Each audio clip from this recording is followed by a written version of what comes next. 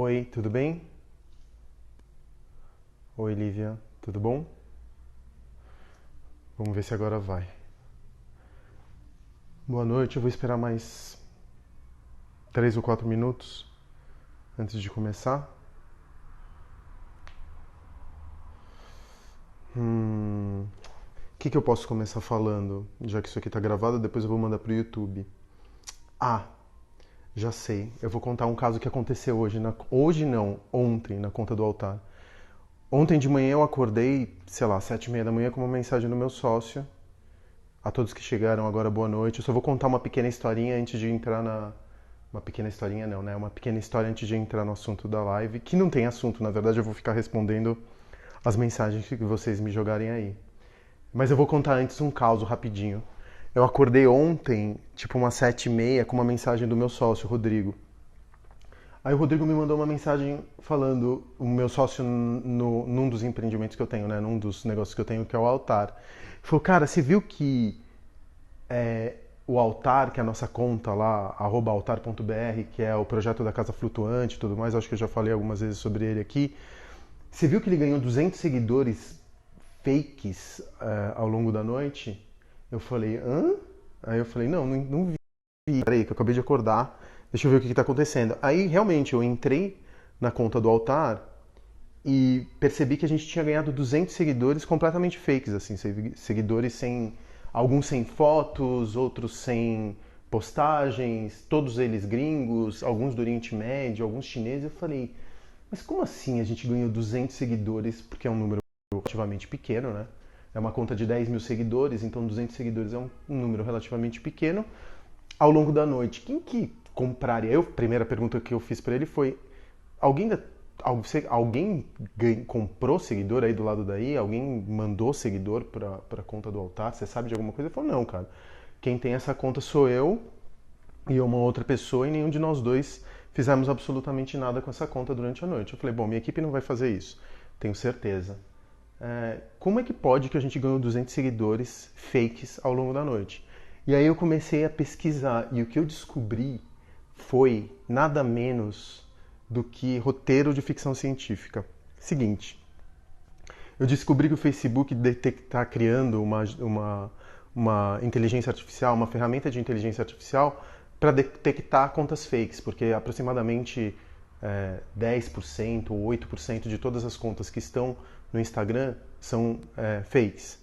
E aí ele detectou uma ferramenta de inteligência artificial que analisa não apenas as fotos, mas analisa comportamentos de like, porque tem muitos bots que, no final das contas, emulam o comportamento humano no Instagram e o Instagram ele desencoraja, obviamente, a criação desses bots. Pois bem, descobri então que a gente tinha sofrido um ataque que se chama Walking Dead. Olha só que loucura. Alguém na gringa constrói 200 milhares ou milhões de contas fakes usando inteligência artificial também. Porque eles não pegam imagens de pessoas na internet ou no Facebook. Eles constroem com algoritmos rostos de humanos juntando pedaços de rostos de diversas pessoas de milhões e milhões de fotos no banco de dados. E eles começam a criar humanos para que o algoritmo do Instagram ou do Facebook não consiga detectar que essas imagens e essas fotos são de outras contas. Então eles criam as fotos, a inteligência artificial que cria essas contas zumbis, cria fotos, inventa humanos, coloca essas fotos em contas de Instagram falsas. Com qual objetivo? Eles mandam uma nuvem de seguidores para uma conta, que foi o que aconteceu com o altar, que foi atacada. Aí esses 200 seguidores falsos, começam também por comportamento de inteligência artificial, comentar nos comentários das pessoas que deixaram algum tipo de comentário na conta. Segue de volta ou qualquer coisa do gênero. Ou então coloca de vez em quando um arroba a conta original. Então, o que é o Walking Dead? Uma conta principal, verdadeira, que é engajamento, constrói um exército de contas zumbis, construídas por inteligência artificial, que atacam uma conta, comentam nos comentários dos seguidores e pedem para esses seguidores que interagiram com essa conta, sigam a conta verdadeira. E aí, a inteligência artificial do Facebook está combatendo essa inteligência artificial. Ou seja, ontem eu vi um caso de 2 inteligências artificiais digladiando através do Instagram. Meu cu caiu da bunda. Quando eu parei e pensei, cara, tá tendo uma batalha, já começou a batalha entre inteligências artificiais. É muito louco, para pra pensar. Uma conta real constrói com inteligência artificiais contas falsas de Instagram que atacam uma conta que tem altíssimo engajamento, como foi o caso da conta do Altar, porque, enfim, a gente teve 2 ou 3 posts com muitos comentários. Essas contas são comentadas, ganham uma arroba para que, eventualmente, essas pessoas sigam a conta verdadeira. Enquanto isso, desse lado, o Facebook está construindo uma inteligência artificial para, através de análise de dados, descobrir como são essas contas, analisando as fotos dos perfis dessas contas falsas. Tipo, inteligência artificial contra inteligência artificial.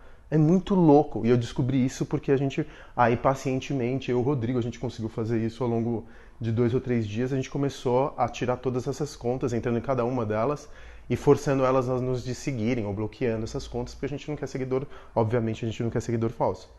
Mas olha que loucura. Eu descobri então que a batalha entre inteligências artificiais começou em 2020.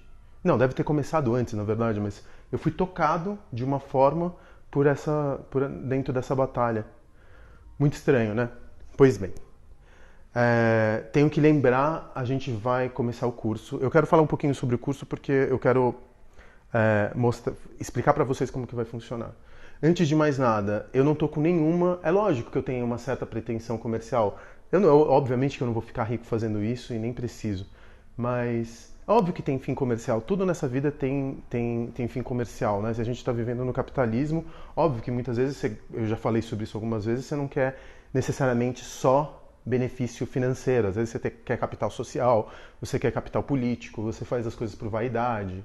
A gente faz muitas coisas por vaidade nesse mundo. Mas o curso não é uma delas. O que a gente está querendo fazer? Quem está me ajudando é a Renata, uma parceira de alguns anos que eu tenho, que eu descobri aqui também pelo Instagram. Ela me mandou um dia uma mensagem pelo direct. Muita coisa aconteceu pelo direct do Instagram. Um dia ela me mandou uma mensagem pelo direct falando: eu gostaria de trabalhar com você. Eu falava, putz, daqui acho que a gente não tem muito o que fazer. Ela falou, e aí a gente começou a trabalhar fazendo planejamentos estratégicos. A gente já fez alguns juntos. Uma pessoa pela qual eu tenho enorme admiração, e ela que também foi uma das incentivadoras para fazer o curso. Aí a gente já gravou todo esse curso, a gente já está decupando ele. Vai ser um curso onde a gente vai explicar como a gente montou o Arcos da ideia, da primeira fagulha de ideia até a construção dos sócios, até, enfim, se é simples, se não é simples, como que a gente encontra contador, como que a gente procura um advogado para eventualmente regulamentar uma questão societária, como procura patrocínio, como monta produto, como comunica produto, como é que contrata, enfim, todos os detalhes da montagem de um empreendimento. Óbvio que vai ser focado num bar, mas não é muito diferente montar um bar, uma padaria, um app ou, sei lá, qualquer outra coisa, entendeu? Então a gente vai pegar o case do Arcos e vamos transformar o case do Arcos num projeto de 6 meses, como se fosse uma minissérie, tá? Acho que a gente vai cobrar algo como R$60 por mês, não vai ser mais do que isso. E você pode ir embora a hora que você quiser. Eu não vou vender um curso por R$1.000 ou R$2.000. É caro demais para grande parte das pessoas que me seguem. Eu tenho noção disso. Eu também me acharia um pouco charlatão de vender um conteúdo muito caro. E aí se aquilo ali não é útil para aquela pessoa, a pessoa perderia todo o investimento. Então, as pessoas vão investir R$60, que é menos do que... É quase o valor de um prato num restaurante. Contando os 10%, chega mais ou menos a isso. E aí, todas as semanas, a gente vai soltar 20 minutos de conteúdo e uma live fechada, onde eu vou tentar resolver problemas ponto a ponto dessas pessoas. A gente precisa que esse curso seja pequenininho. E eu também não estou fazendo isso, mais uma vez, É óbvio que eu tenho um objetivo financeiro, a Renata também tem um objetivo financeiro, tem muita gente boa trabalhando nesse projeto, todo mundo com vontade de fazer dinheiro, mas eu acho que a gente não pode ter muita gente, porque se eu tiver muita gente eu não vou conseguir lidar. Eu já tenho uma vida super atarefada. Se tiver muita gente, eu não vou conseguir lidar com o excesso de pergunta, das demandas e das ansiedades das pessoas. Então a gente vai começar com 100. Um grupo mais fechado de 100. Essas 100 primeiras pessoas, eu vou fazer uma visita técnica com elas no próximo projeto que a gente está montando, que é o Arcade, que é o Omelette House, que é dentro do Cine Ipiranga. Então eu vou fazer uma visita guiada, contando como que a gente... Porque é um projeto que está muito incipiente, apesar da gente já ter feito muita coisa com ele. É um projeto que está bastante no começo. Desculpa. E aí a gente vai mostrar o que eu vou fazer, quais são as primeiras ideias. Quando a gente terminar os 6 meses do arco, a gente entra nos próximos 6 meses do Cine Ipiranga. E aí eu vou começar a gravar as reuniões com as construtoras, as reuniões com os arquitetos, as reuniões com meus sócios, como que vai ser a programação. Vou contar um pouco da história de como que essa ideia surgiu, quais são os problemas que a gente está resolvendo, onde estão as motivações políticas, onde está o propósito, ou sei lá, qualquer coisa do gênero. Então, se por um acaso você está pensando em abrir um negócio, se por um acaso você está achando que você vai querer trilhar por um negócio próprio num futuro daqui a pouco tempo, ou se você quiser participar dessa comunidade que a gente está montando, enfim, eu recomendaria para vocês uma coisa: nunca acreditem em qualquer pessoa que vende conhecimento como sua única fonte de renda. As pessoas sempre vão falar aquilo que vocês querem ouvir. A pessoa, no final das contas, ela não está vendendo conhecimento, ela está vendendo autoajuda, ela está vendendo psicologia barata, ela está vendendo autoestima. Não confiem em pessoas que vendem cursos, que vendem livros como única forma de subsistência. É uma lição prática que eu tenho. Eu não estou fazendo isso mais uma vez para ficar rico. Eu tenho já os meus negócios, eu já sou feliz com a grana que eu tenho. Eu estou fazendo isso porque, de verdade, uma das vontades que eu tinha logo depois que eu me formei era ser professor. E eu acho que hoje eu não conseguiria ir para uma universidade, porque eu recebi até convites recentemente, ou no passado recente, para ingressar ao quadro de alguma universidade, mas eu não consigo porque eu tenho todos os meus negócios, eu tenho minha filha, eu tenho... enfim, eu tenho outros interesses também e eu não quero ficar preso num horário. Da mesma forma como eu aprendi muito nos últimos anos, através de cursos remotos, eu me educo muito fazendo curso online, eu falei, pô, essa é uma maneira de eu não estar condicionado a nenhuma instituição, a só estar dando aula para quem realmente está afim, cobrando um valor muito menor do que eu cobraria, do que uma mensalidade ou enfim, um curso geraria numa instituição. Eu acho que no final das contas as instituições hoje, de alguma maneira, elas estão um pouco... Sempre foi assim, né? Defasadas do conhecimento empírico do momento, elas são um pouco engessadas. Acho que é uma boa maneira de eu conseguir dar vazão à minha vontade de ser professor, sem enrijecer ou sem engessar demais o saber. E aí a gente pode falar também sobre outras coisas. De vez em quando eu faço filosofia de boteco, de vez em quando eu faço stand-up comedy fraca, de vez em quando eu faço melancolia. Então eu acho que é um jeito legal da gente trocar conhecimento e eu conversar e conhecer gente que pode ser legal e pode ser interessada naquilo que eu estou fazendo. Tá? Então o curso começa dia 19 de março. Se você tiver interesse em saber quando o curso vai começar, entra na minha página no Instagram e lá embaixo tem um link para o meu site, que é facundoguerra.com.br. E lá e se inscreva numa lista de e-mail, que eu estou mandando 2 e-mails por semana, toda terça e toda sexta. E ali eu vou deixar você saber. As primeiras 100 pessoas que entrarem vão fazer... lógico, elas precisam estar aqui em São Paulo, a gente não vai pagar os custos de transporte, já deixa bem claro. Mas eu vou fazer uma visita técnica para as 100 primeiras pessoas que entrarem, para a gente se conhecer e para a gente visitar o Cine Ipiranga, que é um cinema do Rino Leve. Aliás, o Rino Leve é um dos arquitetos mais importantes que a gente tem aqui no Brasil. Ele tem uma história um pouco triste, porque ele foi um pouco esquecido nos anos recentes, mas agora ele foi resgatado. De um tempo para cá ele começou a ser muito debatido e ele está com uma ocupação no Itaú Cultural, que fica aqui na Avenida Paulista, aqui em São Paulo, só sobre o Rino Leve. O Cine Ipiranga é uma das maiores obras do Rino Leve e está fechado há 20 anos. 20 anos, uns 15 anos ele está fechado. Então, só de entrar num cinema que está abandonado há 15 anos e que está intacto é uma das experiências mais potentes que eu já vi na minha vida. É um cinema que fica ali na Ipiranga com a São João, na frente do Cine Marrocos. Muita gente esqueceu desse cinema, na verdade. Então, pô, só de fazer isso, acho que já valeria 100 as 60 pratas que a gente vai cobrar por mês. Mais uma vez, não tem compromisso. Se você quiser, depois de um mês, não se interessou pelo curso, ou não acha que aquilo ali está te contribuindo com absolutamente nada, vou me esforçar para ser muito valioso, mas também se não valer a pena, beleza, eu entendo perfeitamente. E eu quero só reforçar, eu não estou fazendo isso para arrancar dinheiro de vocês não, tá? Tem uma equipe muito grande trabalhando. Tá o Bernardo fazendo a parte de tráfego, a Renata, que é minha sócia no projeto. A gente já investiu na aquisição, na produção do conteúdo. Contratei o Marvin, que é um cara que faz todos os conteúdos lá para o Cine Arcos. Para o Cine Arcos, olha que viagem, para o Bar dos Arcos. Então, a gente tá meio que... A gente investiu muito tempo, algum dinheiro e muito tutano para fazer o que eu acho que deveria ser um curso de empreendedorismo sem balela, sem mentiras, sem papinho de coach, sem autoajuda. Tipo, vamos aí, vamos resolver. Você tem que montar um negócio, não sabe por onde começar? Vem comigo, eu vou explicar como eu fiz. Eu não estou apresentando nenhuma fórmula. Eu te apresento como eu fiz e de repente você vem comigo ou você aprende alguma coisa com a minha experiência, tá? Basicamente isso que eu queria falar do curso. Estão me perguntando aqui quantos meses vão ser.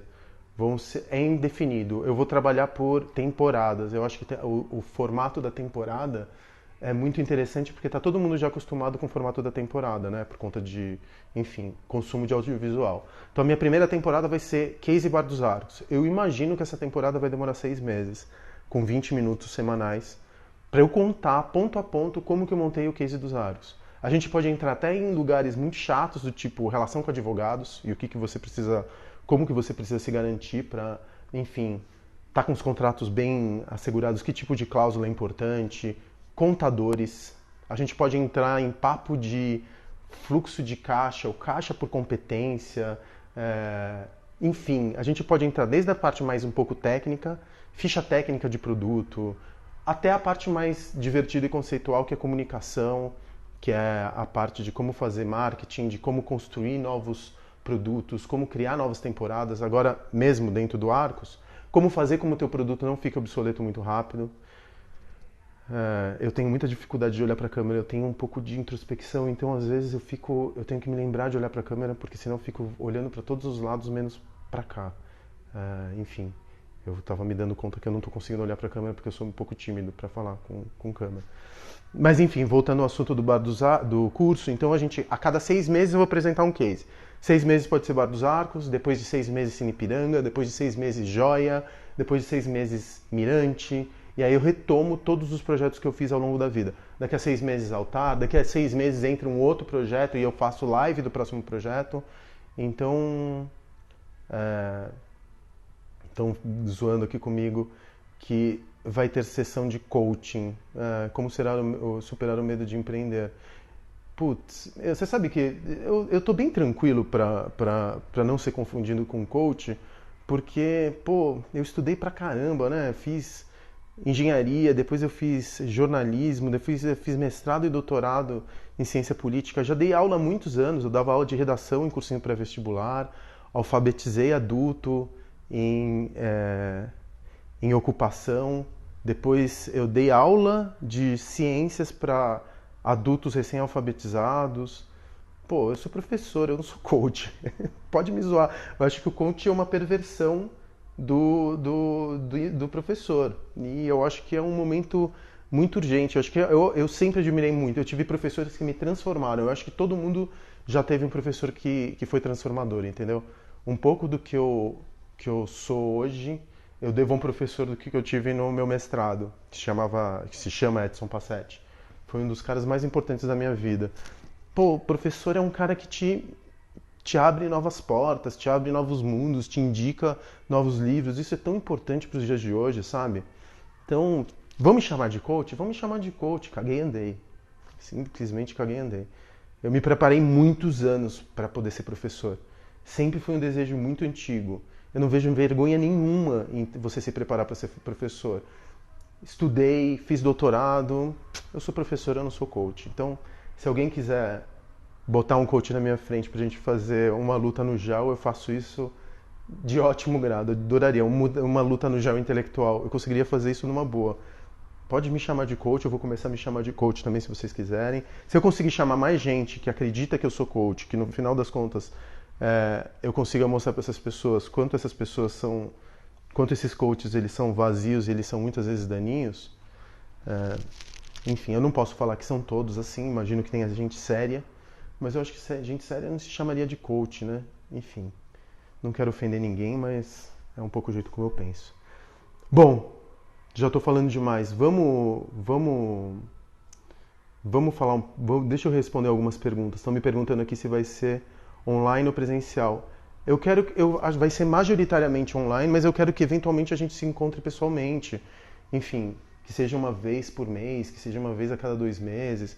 Eu tenho os lugares já, né? Eu tenho Cine Joia, eu tenho Ipiranga, então não me custaria receber as pessoas dentro desse lugar numa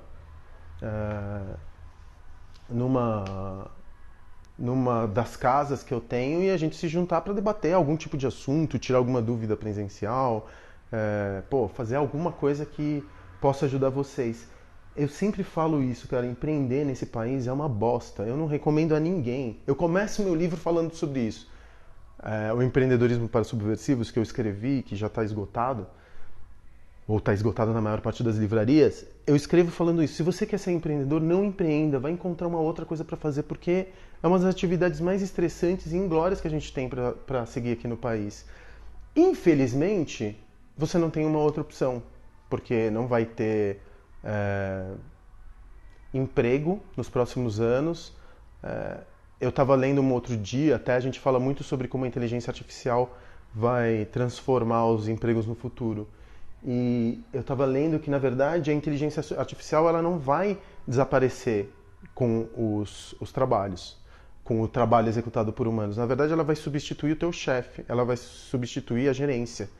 E ela vai substituir, eventualmente, o CEO. Então, o que acontece? Na Amazon, por exemplo, nos Estados Unidos, naqueles grandes warehouses, armazéns, onde eles concentram todas as mercadorias da Amazon, as pessoas estão entrando em burnout constante porque a inteligência artificial está tentando otimizar tanto o tempo do trabalhador que chega a um ponto onde um trabalhador ele tem em cima dele um spot e essa camada de inteligência artificial aponta onde que ele tem que colocar a mão, em qual mercadoria ele tem que pegar dentro da esteira para colocar em outra uma caixa. Esses trabalhadores braçais eles estão entrando em burnout constante, eles voltam para os estacionamentos onde eles param esses seus carros e dormem dentro do carro porque eles não conseguem ter energia para voltar para casa. Então, o que vai ser substituído não é o trabalhador. Um humano sempre vai ser mais barato do que uma máquina, do que um robô. Infelizmente, o que vai ser substituído é a gerência e a alta gerência e a gerência média. Então, você empreender, montar um negócio, tentar fazer alguma coisa que seja algo relacionado ao humano, não é mais uma questão de alternativa, entendeu? Aí é isso. E aí fica vendo, a gente não é educado para ser empreendedor, a gente é educado para ser advogado, médico. Talvez os médicos sejam substituídos, as enfermeiras não, mas os médicos sim, por, enfim, realidade virtual, operações remotas, braços robóticos, controlados também por inteligência artificial. Os advogados também poderão ser substituídos. Os engenheiros, eventualmente, sim. Então, a gente tem uma educação que privilegia a especialização, a especialidade, quando, para você ser empreendedor, você precisa ser generalista. Para você montar seu negócio, você precisa ser generalista. E a gente não foi preparado, a gente não foi educado por isso. Eu tenho a sorte, eu acho que a sorte ou a inquietação intelectual de ter estudado várias coisas em vários campos. Então eu estudei engenharia, depois eu fui fazer engenharia com viés de biológicas, né, porque eu fiz engenharia de alimentos. Depois eu fui estudar jornalismo, que é comunicação. Depois eu fui fazer ciência política. Então aí eu fiz cinema, eu fiz artes plásticas. Então eu tenho uma educação que é um pouco mais generalista. Dada essa educação um pouco mais generalista e a minha curiosidade, minha vontade de ler o tempo inteiro, ou de aprender bastante, eu consigo me aproximar de um problema e resolvê-lo de várias maneiras. Mas eu tenho a sorte de ter caçado essa sorte, eu tenho a curiosidade de ter caçado uma formação mais ampla. Então, o que acontece? Uma pessoa que foi educada para ser uma especialista, ela acaba caindo presa, muitas vezes, de fórmulas fáceis. Aí você vê os empreendedores de pentecostal que ficam criando curso de tráfego. Eu amo o discurso do funil e do tráfego. Não, porque você tem que arrebentar de vender, porque você tem que ter fé em si mesmo, porque vamos ampliar esse funil, vamos gerar tráfego, ó, sou especialista em tráfego. Tá, você gera tráfego pra quê se você não tem o produto, cara pálida? Você vai levar o tráfego para quê? Para qual lugar? Para um lugar onde você vai ali e o produto vai ser um commodity? Não adianta gerar tráfego se no final das contas o produto é commodity. Você vai ficar lidando no campo do commodity. E no commodity ganha quem tem mais caixa, quem tem mais punch, entendeu? Então, ou você vai fazer esquema de Ponzi, de Bitcoin, e vai ser golpista.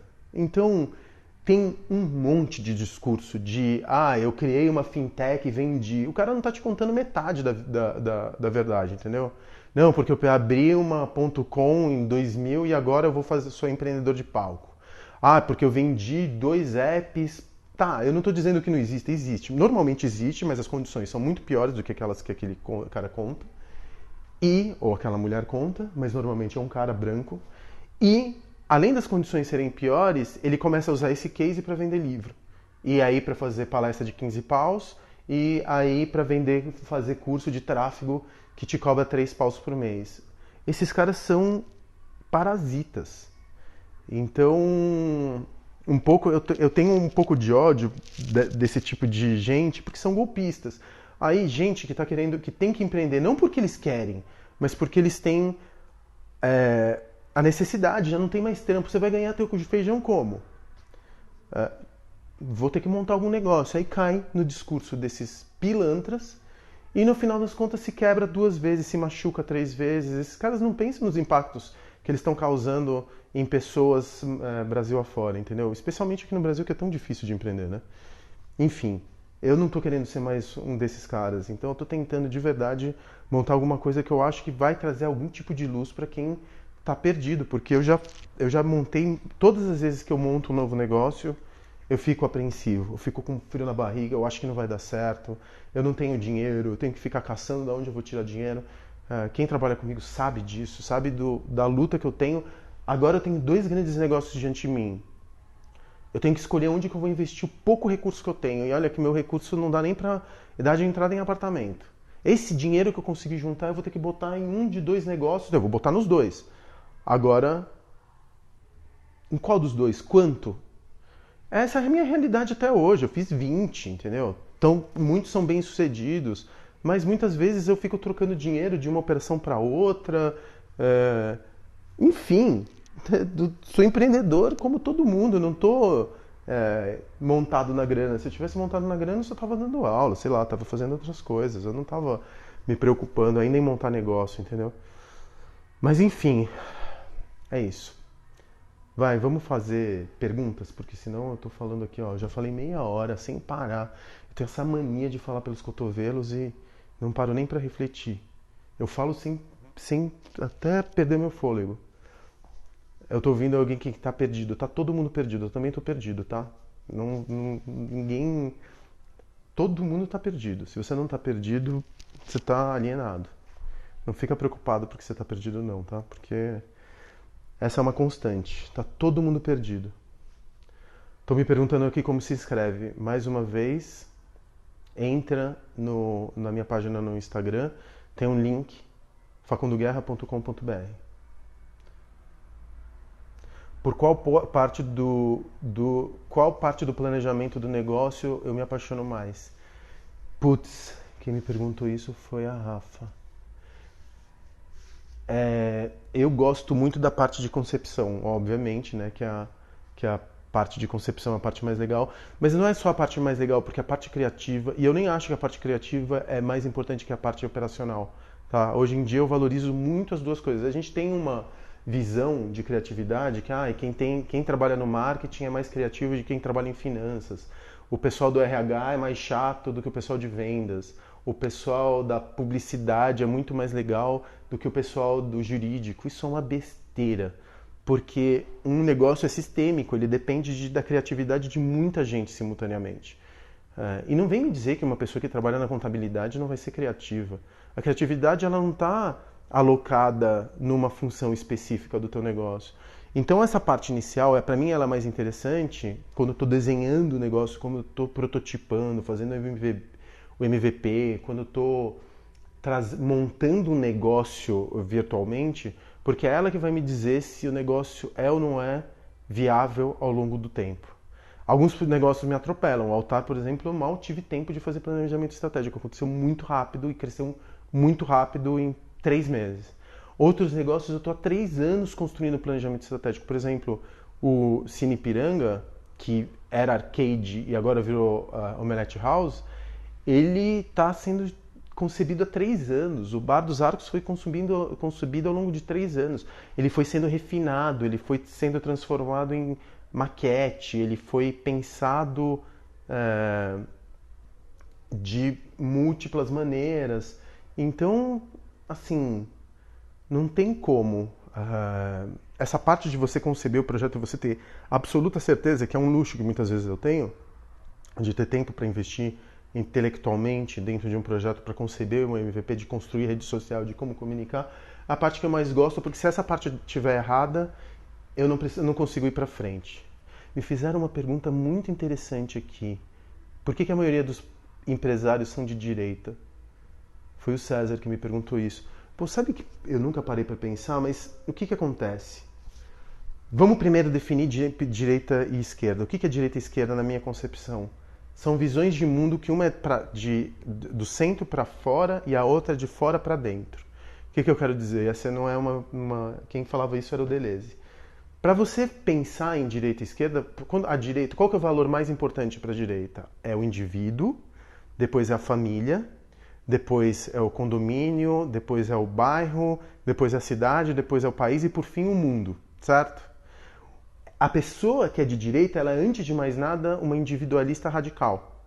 Ela acredita na autonomia e na liberdade e na individualidade antes de mais nada, antes do coletivo, tá? Então uma pessoa de direita, ela parte do eu para depois eu e do eu estendido, que é a sua família. Uma pessoa que é de esquerda ou humanista, ela pensa de fora para dentro. Ela sabe que as relações entre eu e coletivo, elas são simbióticas. Então ela pensa primeiro nos impactos das suas ações no mundo e faz o caminho contrário. Então uma pessoa de direita, ela vai do eu para fora. É óbvio que eu estou sendo bastante simplista, então só estou dando um exemplo, uma metáfora. E uma pessoa de esquerda, ela pensa do fora para dentro. Por que o empresariado é de direita? Porque a nossa noção de sucesso, ela parte de uma única métrica, que é dinheiro, que é benefício próprio. A nossa visão de sucesso, ela não pensa nos impactos da oferição de dinheiro criam no seu entorno. Por quê? Porque o indivíduo é a coisa mais importante para uma pessoa de direita. Lógico, logo o enriquecimento pessoal vira a única métrica de sucesso quando você está montando um negócio. Dentro do capitalismo, o enriquecimento a qualquer custo, ele é enaltecido, independentemente dos impactos que isso cause no entorno. E o capitalismo, eu vou deixar muito claro, é para mim o único meio de troca que eu consigo conceber nos dias de hoje. Eu não sou socialista, eu não sou comunista, eu não acho que estamos preparados para anarquismo, apesar de eu ter estudado anarquismos e anarquias no mestrado e no doutorado, mas tem algumas visões capitalistas que elas prevêem relações um pouco menos desiguais entre coletivo e indivíduo. Então, o fato de eu não sou de esquerda, eu sou humanista, eu também não sou de direita, mas eu sei que o meu bem-estar depende do outro. Eu não consigo ser feliz sozinho, não tem aquela frase que fala quem é que consegue ser feliz sozinho? Eu não sou uma dessas pessoas que consigo ser feliz sozinho. Eu não consigo saborear um hambúrguer, por exemplo, se eu tiver uma pessoa passando fome olhando para mim. Tem pessoas que conseguem fechar o seu rosto ou fechar os seus sentidos para a dor alheia. Eu não sou dessas pessoas, nem a minha filha é. Eu não quero viver numa cidade com medo, ou embolhado, ou dentro de um carro blindado, ou dentro de um condomínio. A minha felicidade é condicional. Condicionada e condicional. Ela é contextualizada pelo coletivo e ela é condicionada pelo outro. Então, Eu não quero, eu não acho, eu acredito é meritocrático a partir do ponto que todos partem do mesmo lugar. Se todos partirem do mesmo lugar, a gente pode falar de meritocracia. No país, não, eu sou coberto de privilégios. Um dos privilégios que eu tenho é conversar com vocês aqui e vocês me ouvirem. Esse é um privilégio muito grande, eu tenho o privilégio da fala, eu tenho o privilégio da educação, eu tenho o privilégio de várias coisas, eu tenho de vários pontos políticos. Então eu acho que uma das minhas obrigações, inclusive como empresário, é tentar, de alguma maneira, dentro do capitalismo e dentro das questões que são tão difíceis para o capitalismo hoje em dia, para o empresariado, ou até. Eu não digo do empresariado porque eu não sou nem empresário, eu sou microempresário, quiçá seja microempresário. Sou nanoempresário, entendeu? Eu me vejo muito mais como empreendedor, por mais que essa palavra esteja desgastada. Porque eu estou sempre móvel, eu não estou preso. O empresário, a gente precisa também distinguir essas duas coisas. O empresário é aquele que é o sedentário. O empresário, ele pega aquele negócio, ele trabalha naquele negócio e ele tenta tirar o máximo de energia daquele negócio. Energia seja em forma de dinheiro, seja em forma de capital social. O empreendedor é nômade, ele está sempre num novo projeto. Ele está sempre, pô, aqui não deu certo, eu vou para lá. Esse daqui está dando certo, eu vou tentar encontrar outra maneira aqui. Quando o empreendedor está na batalha, está na luta de implementação, ele é empreendedor. Quando ele montou seu negócio, ele botou a bunda numa cadeira e ele começou a mandar ordens para os outros e acredita na burocracia, ele vira empresário. Então, muitos empresários são de direitas e muitos são de direita e muitos empreendedores são de esquerda. Estou falando de esquerda e direita de uma maneira bem esquemática. Porque o empreendedor está no mundo e o empresário está no seu castelo. Então, eu acho que essas distinções, elas são bastante, para mim, elas são bastante claras. Eu não li isso em nenhum lugar, eu acho que é pensamento meu, de experiência mesmo. Não sei se eu estou falando uma grande besteira, e é isso, o que eu acredito que são distinções que fazem sentido, pelo menos para mim. Deixa eu ver alguma outra pergunta. Tinham me perguntado alguma coisa sobre sócios. Deixa eu pensar. Vocês podem me mandar alguma pergunta aí para eu poder responder? Qualquer pergunta, não precisa ser necessariamente só sobre empreendedorismo. Sim, aqui estão me falando, mas quando o empreendimento dá certo, ele deixa de ser nômade e vira empresário, certo? Mas o negócio é não deixar nunca o empreendimento. Se você consegue, dentro do teu negócio, eu acho que o empreendedor, ele nunca está satisfeito. Ele está sempre procurando o refinamento, ou ele está sempre procurando encontrar maneiras de ampliar aquele negócio ou construir linhas paralelas. O produto nunca está acabado para o empreendedor, entendeu? Ele está sempre pensando em como refinar o produto.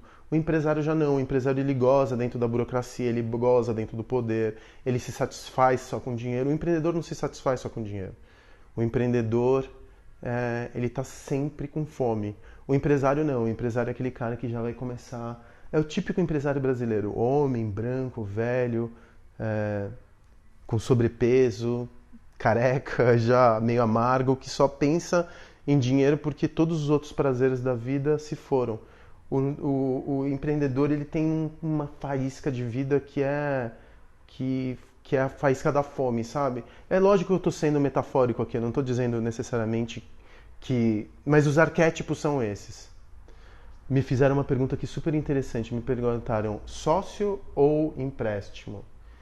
Depende muito. Se o negócio for muito bom, e você tem absoluta certeza que o negócio é muito bom, obviamente que você vai chamar empréstimo, né?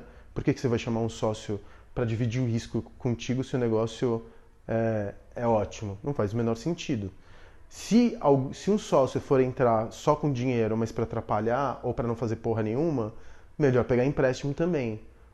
O sócio, ele é o cara que vai dividir o fardo contigo. Mas, além de dividir o risco, ele é o cara que vai te complementar. Isso já me perguntaram algumas vezes, cara, eu não sei como escolher meu sócio. Para mim, quais são as etapas de escolha de sócio? Primeira delas, alinhamento ético. Puxa a capivara do teu sócio. Se seu sócio ele for um cara que tiver múltiplas ações judiciais, se for um cara que já passou a perna, tem acusação de ter passado a perna em outro sócio, se for um cara que tem excesso de trabalhistas nas costas, putz, eu fico um pouco... eu não sei se eu quero me associar com uma pessoa dessa, por mais que ele fala que ele é super honesto. Então, primeiro, alinhamento ético. Depois, eu nem digo de alinhamento político. Você fala, você seria sócio de um bolsonarista? Eu não sei, eu não quero saber se meu sócio é bolsonarista. Eu suspeito que eu acho que eu acho que eu não tenho nenhum sócio bolsonarista, mas para eu não entrar nessa disputa, eu prefiro eu não eu, se, eu eventualmente eu não consigo ser sócio, por exemplo, de fascista. Sócio de fascista eu não sou. Aliás, eu não sou nem amigo nem conhecido de fascista. Então, vamos, assim, se meu sócio é fascista, não dá pra ser sócio. Eu já rompi sociedades porque um dos sócios que eu tive no passado era fascista. Eu rompi essa sociedade porque eu não aguentava o ar que ele respirava do meu lado. Porque se você é conivente com fascista você é. Então, o fato de eu estar ao lado de um fascista e não me levantar me fazia tão fascista quanto ele. Então, depois o alinhamento ético, um alinhamento político e depois uma complementariedade. Sócio que é complementar é sócio que vai dar certo. Sócio que faz exatamente a mesma coisa que você faz vai dar errado em algum momento na estrada. Eu costumo, inclusive, agora numa sociedade nova que eu comecei, que é o Altar, eu costumo, inclusive, colocar KPI com os meus sócios. A gente tem job description, né, que é descrição do trabalho que cada um executa, e KPI, que é Key Performance Indicator, que são indicadores de performance-chave. O que eu tenho que trazer para ele? O que eu tenho que fazer do meu negócio? Como que eu vou mostrar que eu sou valioso para o negócio? A gente colocou dinheiro igual no projeto, a gente traz saberes diferentes, a gente construiu o produto, e aí como que cada um vai fazer esse produto funcionar? É isso. Então, só ele faz o que ele tem que fazer, eu faço o que eu tenho que fazer, eu confio absolutamente, eu dou o meu cartão de crédito na mão dele com senha, ele faz a mesma coisa para mim ou por mim, e cada um corre no seu, a gente se encontra uma vez por semana, toma umas decisões estratégicas juntos, corre lá do seu lado que eu corro do meu. Beleza? Beleza. E aí o negócio vai funcionar. Entendeu? Não sou amigo dele, a gente não frequenta a casa. Eu também não tenho muito costume de ser amigo dos meus sócios, porque eu já tive sócios amigos no passado e quando a sociedade, por algum motivo, azedava, a amizade ia junto. Então sempre fui um pouco reticente de ter sociedade com um amigo. Eu acho que não dá certo, porque você envolve muitas coisas pessoais. Então eu tento manter a minha sociedade sempre saudável desse ponto de vista, sabe? Super profissional, admiro todos os meus sócios, tenho uma puta de uma admiração por eles, mas tenho um alinhamento ético, mas eu tento evitar um pouco a relação mais íntima, mais pessoal. Não quer dizer que eu transaria com os meus sócios, estou falando de virar chapa e amigo mesmo, de frequentar casas e tudo mais, porque eu tenho medo de doer muito se por um acaso der errado, entendeu? Então eu prefiro ter essa certa distância para não me machucar mais pra frente. Provavelmente uma besteira minha, mas é o jeito como eu sou.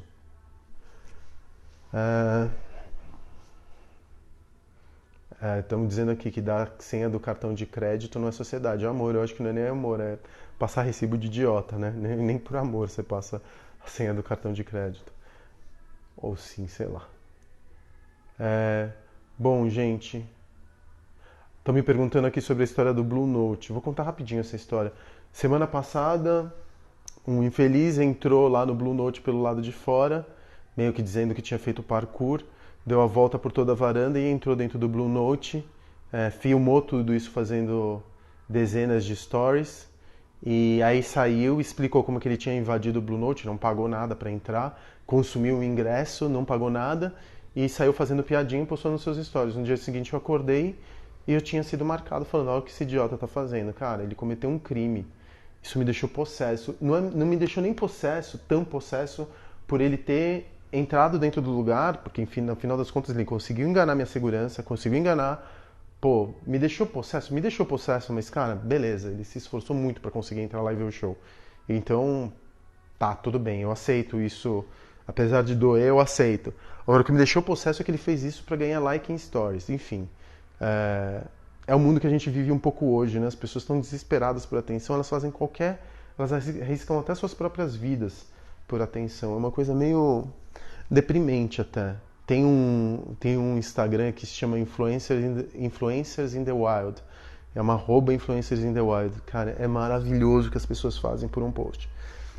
Enfim, os riscos que elas correm por um post. É maravilhoso. Eu acho que a gente vai olhar isso daqui a uns 10 anos e a gente vai ter muita vergonha. Eu já tenho uma certa vergonha, mas a gente vai ter muita vergonha de quão longe a gente foi por causa de um like.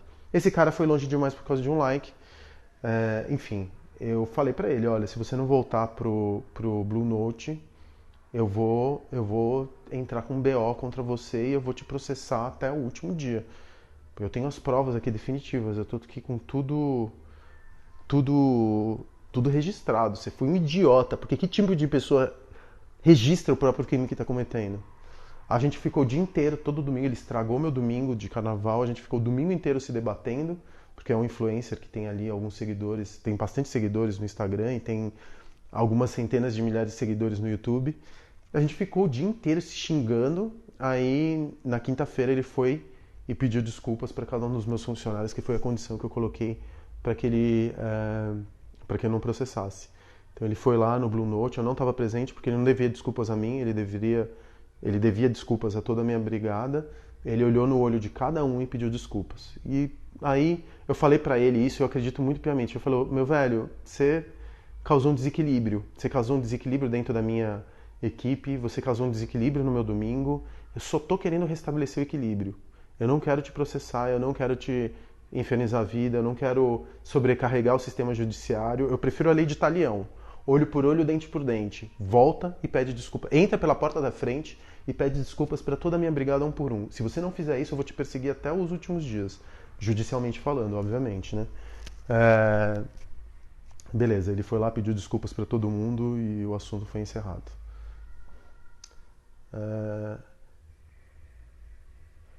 Vamos lá. Quais ideias você teria para tracionar sem capital próprio? Eu não entendi, cara. Tracionar sem capital próprio, o quê? Como você teria a ideia para...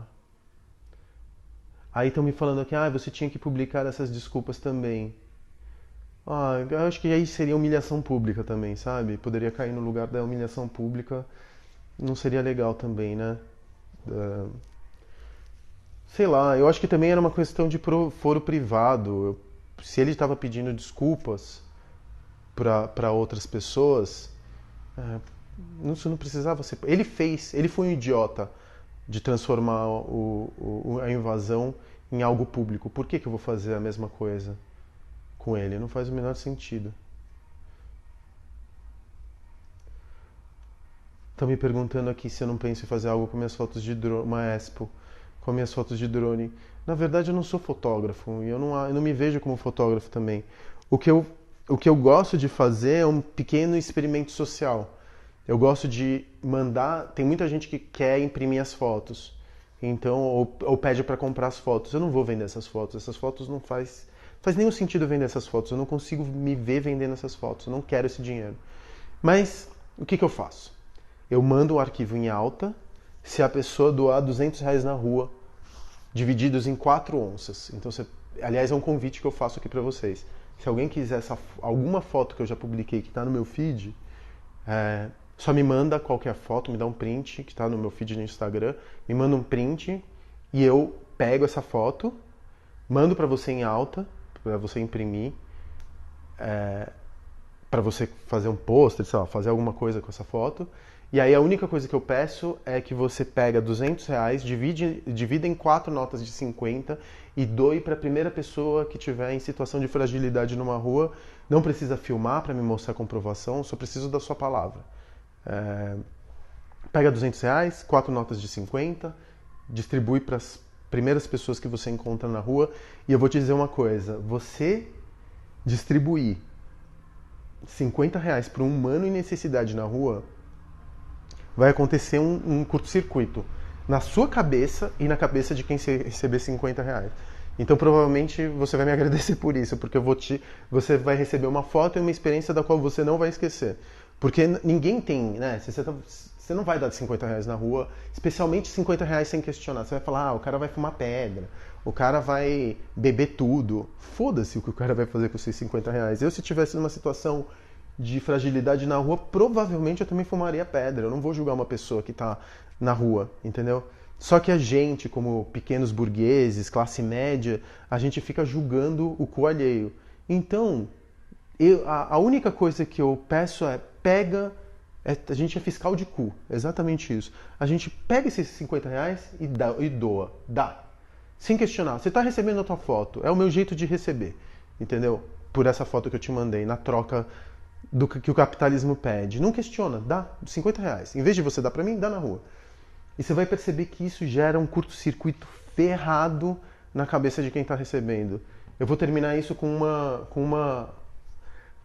esse papo aqui com uma coisa que eu costumava fazer. Quando eu estava fazendo mestrado, tinha uma revista que se chamava Sabotagem. Puta, não me lembro. Era, na verdade, um fanzine chamado Sabotagem ou Suicídio, sei lá, tinha um nome esquisito.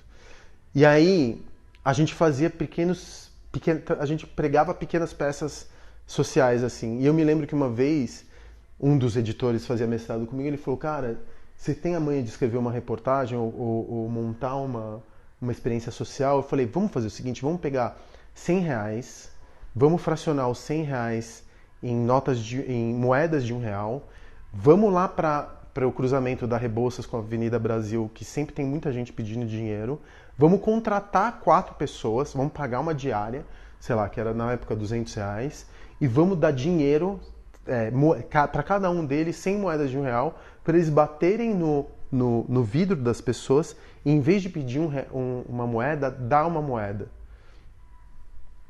Inverter o sinal. Eles batiam no vidro dos carros, algumas pessoas, as que baixavam o vidro do carro, em vez de e estavam esperando que os caras fossem falar, me dá uma moeda, eles pegavam e davam uma moeda para aqueles motoristas, e a gente depois conversou com essas 4 pessoas que a gente contratou no dia para colher o que tinha acontecido. Meu, foi muito esclarecedor. Teve gente que saiu do carro e saiu perseguindo os moleques na porrada, queriam bater em criança, em adolescente. Você tá me chamando de vagabundo, você tá me chamando de vagabundo, você acha que eu sou mendigo?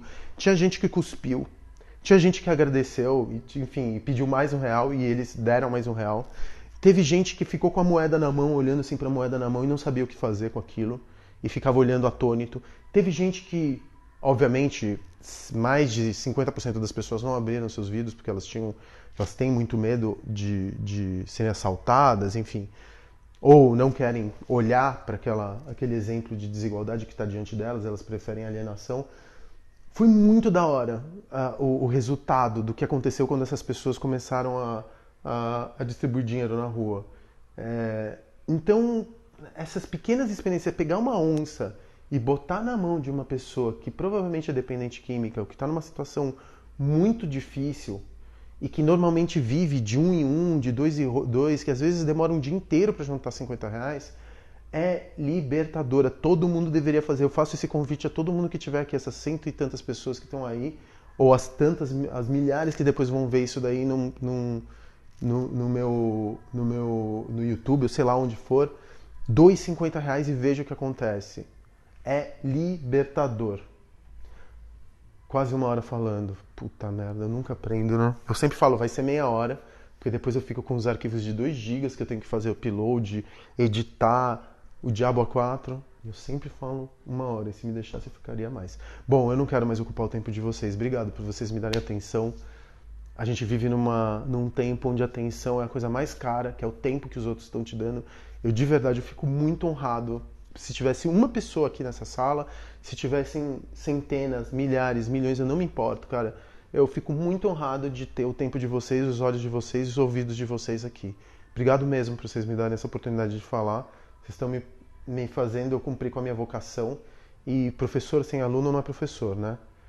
Então, é isso. Obrigado mesmo, viu? Eu não estou chamando vocês de alunos. Eu estou, na verdade, o truque que ninguém fala é que o professor muitas vezes aprende mais do que os próprios alunos. Então, dentro do coletivo. É por isso que eu acho que nessa fome de querer saber cada vez mais, de querer conhecer mais, eu preciso de gente para me nutrir, para me fazer pensar, e para trocar e para aprender também. Então é isso. Aluno sem gente que professor sem gente que o ouça, não é professor. Obrigado aí por vocês me ajudarem a cumprir o meu destino manifesto ou suprir minha vocação. Até uma próxima. Tchau. Ah, eu vou deixar salvo e eu vou postar o conteúdo depois no YouTube.